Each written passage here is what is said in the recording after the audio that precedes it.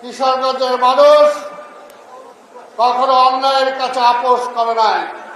আজকের একটি দল জনগণকে বিভ্রান্ত করার জন্য আজকে চেষ্টা করছে। এক ডাকসু আর জাকসু দেখায় তারা বলতেছে তারা জিতে গেছে। ওইখানে তো তারা আছে আওয়ামী লীগ ছাত্রলীগের সাথে একসাথে বসবাস করেছে, হলে একসাথে বিশ্ববিদ্যালয় ছিল।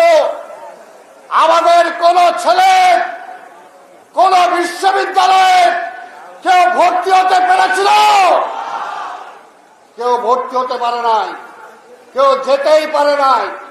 এমনকি 5ই আগস্টের পরিবর্তনের পরেও বিশ্ববিদ্যালয়ে যেতে দেয় নাই, হলগুলোতে যেতে দেয় নাই।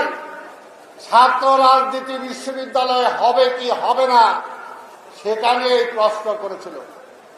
সেখানে তো শিবির ছিলই, জামাত ছিলই, যারা ছিল তারাই ভাগ বন্টন করে আজকে নির্বাচন করেছে।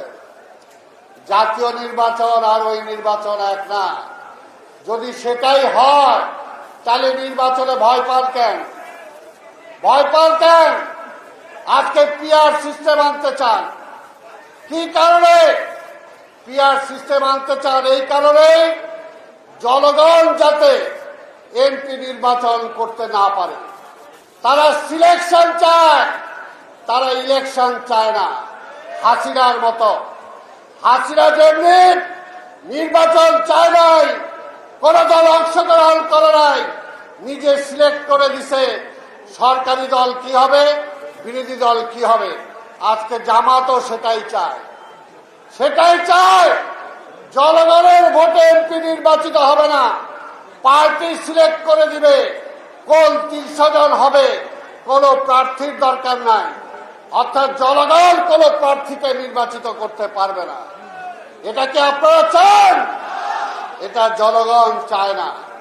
তাই বলতে চাই, আজকে ওই একই পথে হেঁটে আমরা তো বলতে চাই পরিষ্কার কথা, বিএনপি ক্ষমতার জন্য লড়াই করে নাই।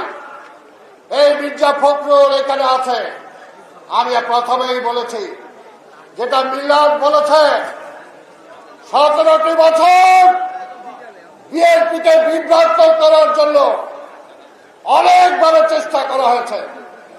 কিন্তু এই মহাসচিবের কারণে, তারেক রহমান খালেদা জিয়ার দৃঢ়তার কারণে বিএনপিকে এদিক সেদিক দিতে পারে না।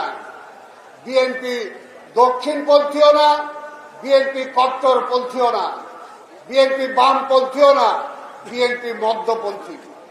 আমরা গণতন্ত্রে বিশ্বাস করি, আমরা স্বৈরতন্ত্রে বিশ্বাস করি না, একনায়কতন্ত্রে বিশ্বাস করি না। এই কারণেই বেগম খালেদা জিয়াকে বারবার ক্ষমতার লোভ দেখালেও বেগম খালেদা জিয়া স্বীকার করেন নাই। তারেক রহমানকে ক্ষমতার লোভ দেখালো, তারেক রহমান ক্ষমতার কাছে নতি স্বীকার করে না। আজকেও অনেকে অনেক বড় কথা বলেন।